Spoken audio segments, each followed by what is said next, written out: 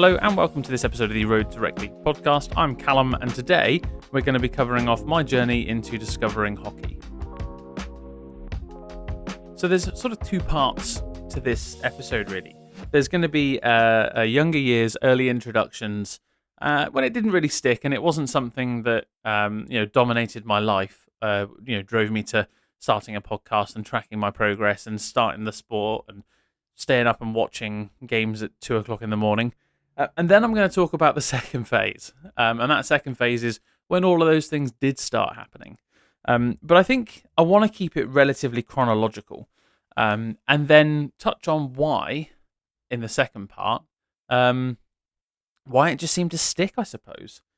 So I guess much like any child in the late 90s, early 2000s, I was introduced to, and my first introduction to ice hockey would have been the Mighty Ducks. And I think there's a lot of people who, I guess in their late 20s, early 30s, mid 30s, beyond, are probably familiar with that, sort of movie series. And I think, I've watched them back as an adult, and you can't help but get that pang of nostalgia. What do they say about nostalgia? It's not as good as it used to be. But no, I get that pang of nostalgia. I get that kind of sports sort of film, underdog cheering for the team sort of thing. And so yeah, obviously I would have seen those growing up as a kid and enjoyed them for what they are. And I'll say, me personally, like sports films, underdog sports films, some of my favorite genre of film. They're all broadly the same. I don't mind putting my hand up and saying I've absolutely cried at a few, probably more than a few. Uncontrollably, and not like uncontrollably as in I'm bawling my eyes out, but I can't help myself. I just love an underdog story. I love a triumphant sporting moment, even if they're fictional or based on a true story. I don't know, for me, I think there's something really special about that, and sport can evoke a lot of emotions in people, and I think that's great. Maybe that's a topic for another time, but for this, I suppose what I'm trying to say is I'd have seen The Mighty Ducks because I was a kid, and it was a film aimed at kids. And I like sports generally. I've always played sport. Going back, I've played football, or soccer, I guess, if you're across the pond. But I played football from a very young age, and had sort of trials with teams and such sort of that were, I guess at the time would have been like the Premier League feeder teams and things like that. So like I got relatively competitive in that. I used to do a lot of road cycling when I was in my sort of mid to late teens. Football, I probably stopped at about 13 years old. Played cricket. I've done rugby, squash, badminton, basically anything I can turn my hand at. I really have grown up loving sports and it being a really good part of my life, I suppose. Just I guess for a frame of reference, watching a film about sports while enjoying sport generally and films generally is always going to be a bit of a hit. And then I think transitioning from sort of the Mighty Ducks films, I've watched Miracle countless times, and I'd have seen that and Mystery Alaska growing up as well. Again, sports films as a kid, all the way from sort of like, I guess 6-7 years old up to now I've enjoyed those kind of things.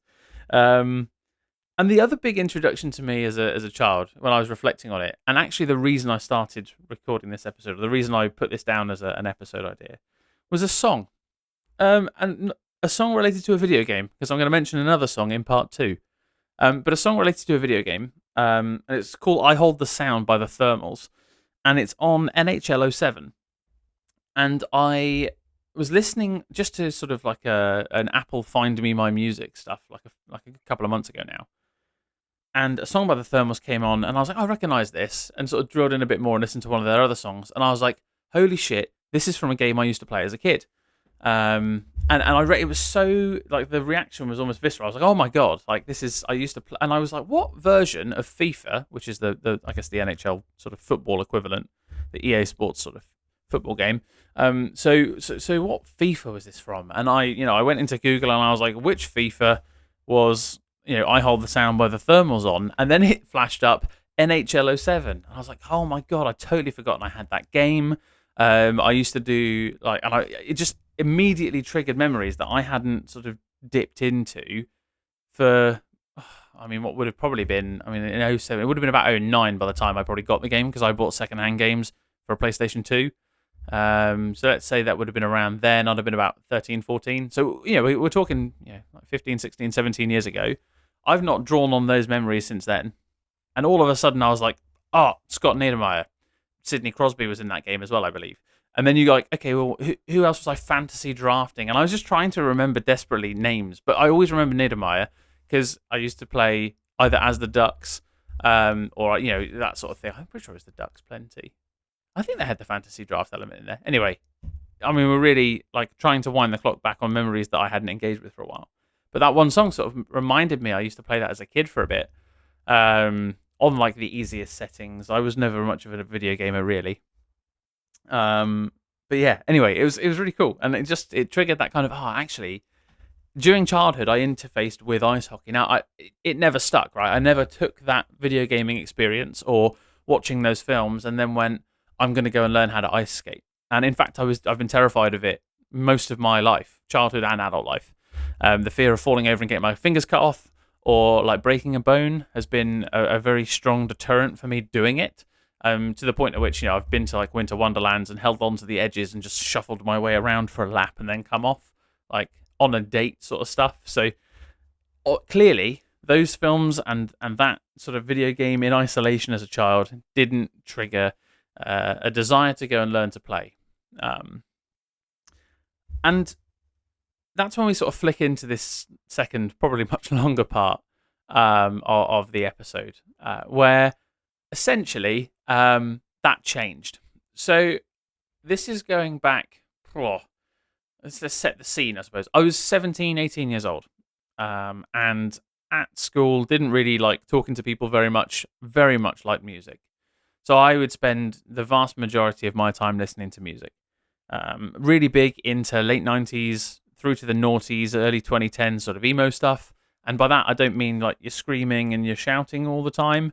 Like for me, it was a lot more around, clever lyrics and interesting sort of tones and things like that. So when I think of emo, I think of American football, the Jealous Sound, or like, I guess, who else we got there? Jimmy Eat World, one of my favorite bands of all time, and a band called The Weaker Thans. And I was introduced to this band actually by one of my maths teachers, which is an interesting tale, I suppose. But we shared a lot of sort of musical interests, and so gave me a bunch of like albums to go listen to, and I took them away, went onto Spotify, and started listening to this stuff religiously. Like I'd go cover to cover on albums from like probably 2002 through to 2007, just constantly in albums created in that time period. Futures by Jimmy Eat World, one of my all-time favorites. I can't remember the name of the album now. Is it Deja Entendu by Brand New? I'm pretty sure that was it. That's another one. And The Devil Is Raging Inside of Me Now or something. I can't remember off the top of my head. It's been a long time since I really did that sort of cover-to-cover listening. But I used to listen to that sort of music. And Reconstruction Site by The Weaker Thans was my other favourite. So adore that album and the song. And anyway, so got into that music, so let's say, I don't know, 10, 12 years ago. And I've been listening to broadly the same music ever since. I haven't had a drastic change in taste. I've broadened my taste, but I've still got a love for that same music. And I was listening probably, say, 3 years ago to The Weaker Thans quite a lot, and Reconstruction Site in particular. And they have a song called One Great City. And One Great City is a tale of a man's relationship with his hometown, which is Winnipeg. And in the song, he's it is a love-hate relationship. It's a very interesting, difficult dynamic. He misses it when he moves away, but he recognizes its imperfections while he's there. And I had a very similar relationship with where I grew up. I didn't have the best of times. However, there's nothing necessarily bad about the place. It's just the memories. And I love, like elements of where I used to live and the people I met there and all that sort of stuff. So it's a really interesting dynamic. And anyway, to cut a long story short, I'm listening to One Great City. which has maybe the most famous line of it is "I hate Winnipeg." I don't, by the way. I actually loved it. Been there twice last year, but that's for another podcast, I think. And so I'm listening to this song, and he says the line, "The Guess Who suck. The Jets were lousy anyway." And I knew of the Guess Who as a band, and then I was like, "Oh, the Jets." So I had a bit of a Google, and I was like, Winnipeg. The Jets are in Winnipeg, and up came this hockey team. And then I read more about the story of the Winnipeg Jets. And again, I'll probably touch on that more in a future episode, and sort of how much I've enjoyed my trips out there and following this team for the last few years. Anyway, so I find out there's a hockey team there, and just madly fall in love with watching highlights over the summer. So this would have been basically just after the PLD trade for Velarde, Iafallo, Kapari, and a pick. So after that trade, I essentially then sort of found it, watched clips, and then September rolls around, and I start watching highlight videos, listening to podcasts and stuff like that, and just enjoying that sort of first interaction with hockey. And then I think it gets to about February time, and I decide to make the commitment to watching live games. And in the UK, that's through NHL TV. So I picked up a subscription for that, or it used to be. Now it's with DAZN. I won't call it DAZN because there's no O in there, so I have no idea how anyone can say that, but it's DAZN or DAZN, I guess. Maybe 2 Zs for that. So anyway, NHL TV. Jesus Christ, you're getting a bit of a behind the scenes of how my brain seems to try to process things. So NHL TV, start watching some games, really enjoy it, and then start watching. They go into the playoffs and they're up against the Avs, and wow. First game, absolute track meet. It was like 7-6 or 8-7 or something. I think it was 7-6. And I couldn't believe what I'd watched. And it was some very exciting hockey, and it was really off-brand for the Jets. And I sort of developed that kind of, you start to figure out who your favorite players are, and you start to get invested in what they're doing. And Velarde did this thing early, I think it was earlier that season, with the through the legs, like roof sit from just outside the crease. And I saw that and I was like, oh my God, that's unreal. I can't imagine doing that. So that he very quickly became my favorite player. From post-game interviews as well, he's an absolute character. So found that, got more invested, watched more, continued to enjoy it. And then, I guess after that year, got a lot more invested in it generally. So I think the sort of summer rolls around. Obviously, there's no more hockey. And I think I joined the Winnipeg Sports Talk Discord server probably around that kind of time, leading into the end of summer, beginning of the new season. And that's when I started to really get maybe a bit obsessed, actually, frankly, with hockey. And was watching, all the preseason games. So last season, not this current one, but last season. So the I guess that's the 24-25 season. I watched every single, or a portion of every single Winnipeg Jets game live. Living in the UK, that's actually quite difficult. It kind of fucked my sleeping pattern up for a year. But the only games I didn't watch live on the NHL TV application were the 2 I saw in Canada Life Centre. A couple of times I'd have to listen while I was driving or something like that if I had a late night drive. But I made sure that I was consuming Jets content live basically every time. And yeah, sometimes I fell asleep and sometimes I only made a period, but I wanted to make sure that I was present for a part of every single game of that season. And I can say I've done that, and that was really cool. So cool, but exhausting. And then sadly, obviously bowed out to the Blues last year. But that's sort of, I guess, where my obsession started to foster, sort of back end of last year. And it came around, not last year, year before last. So December of 2024 was when I decided I loved watching the game so much. It was time for me to start pushing some comfort zones, pushing some boundaries, particularly of my sort of fear of injuries or whatever, and start thinking about how I can get to the point of playing ice hockey. So December 24, January 25, I picked up some inline skates, and for the first time in my life started skating. Inline has some transferable mechanisms I have learned. I don't think it's quite that good for just starting out. Like, don't get me wrong, time is time. Skating is skating to a degree. But I did feel a really big difference, and I learnt some bad habits and some things you can get away with on inline that you can't with ice. And so it took me a bit of time to break some of that down. And I still think I'm paying for that now in some ways, though I'm trying very hard. So I did a bit of that in January, and the weather in Great Britain, and well, in England where I live, is shit most of the year. So it rained a lot. I would try and go out as often as I can, weather permitting. If it was damp but dry enough to skate, I'd be out there. And it got to a point where I think the first time I stepped on the ice would have maybe been February of 25. And I bought skates that didn't fit. Essentially, they were on eBay. I paid like £45 for them, maybe 50 actually, and they were the right size boot in length, but they were a narrow fit, and I've got really quite wide feet, and I hadn't quite appreciated how uncomfortable that was. I couldn't really do more than 20 minutes without getting foot cramps. I wasn't able to tighten my laces up properly, and it left me in a bit of a pickle, honestly, where I wasn't able to skate. I wasn't learning and progressing, and I got a bit frustrated. So I kept up a bit of inline. You know, I'd do about an hour a week, 2 hours a week, where I could, with the time I had, weather dependent. And I picked up a wooden stick and some green biscuits and started adding in like stick handling. And that's when I guess I started to really enjoy it a bit more. I took a trip to Winnipeg in March and a follow-on in June, which really, again, fostered my love for the sport. And it came round to last summer. So it must have been June, July time. And I'd slowly been accumulating hockey equipment, basically. So slowly been picking up like pads, slowly been picking up secondhand, some shorts and stuff like that. Trying to pick up bits here and there where I could.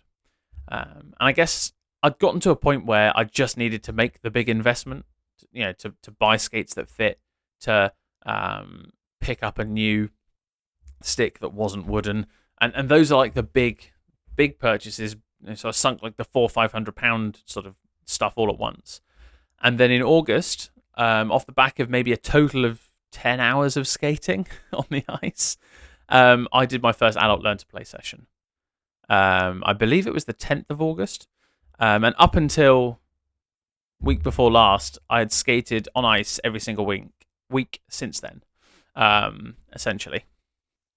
So, August last year, got really into it. And then since then, honestly, I've been so much more focused on playing than watching. So I catch games when I can. It was a good weekend the other weekend. They did matinee games for the Jets, back to back. Watched both of those. I can't remember. It was the Blues and someone else. Was it the Avs? I think it was the Avs, then the Blues, and somehow they managed to perform well in both games, despite this year being a bit of a write-off. But yeah, so thoroughly enjoy now just playing, watching, learning, listening. I'm listening to podcasts most days. I'm trying to take in as much as I can. I've watched a number of things on like positional play and skating technique, and I can't employ them all because I'm still learning the fundamentals, and I try. I'm still afraid of falling over. I'm still afraid of getting hurt. That's something I'm struggling to get past. But the more I do it, the more comfortable I get falling over and pushing those comfort zones and boundaries. And ultimately in 6 months, I've gone from basically having 10 hours of skating under my feet to having 90 or 85 hours of skating under my feet, and a growing passion for playing the game. I drive, as I said in a previous episode, I'm up to 500 miles a week trying to get ice time desperately. Squeezing it in where I can around a busy work life and a busy home life, or a relatively busy home life. But the passion's really been fostered, I guess, from watching that amazing Jets season where they went 15-1 to start the year, won the President's Trophy, going out to see the whiteout, meeting a bunch of amazing people along the way, and then throwing myself into the UK hockey scene when I got back and finding a very similar response.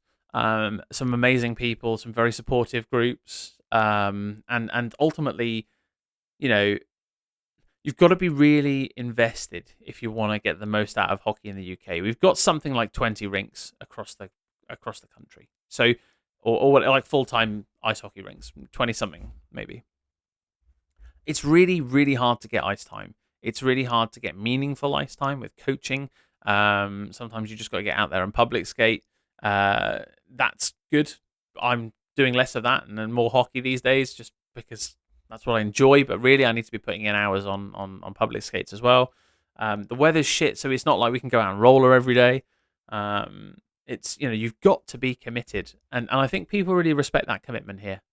And that sort of level of investment back. So what you put in, you get out, essentially. And I'm putting as much as I can into this, and what I'm getting out from it is loads of support, and lots of people that have been hugely helpful. Met some wonderful groups, and had a real sense of belonging. That, I mean, not to get too emotional and deep about it, but had a sense of belonging for the first time in a long time in a group environment. And I'm starting to feel a lot happier for it myself as well. So it's unlocked a really big part of happiness in myself and in my life, and that's great.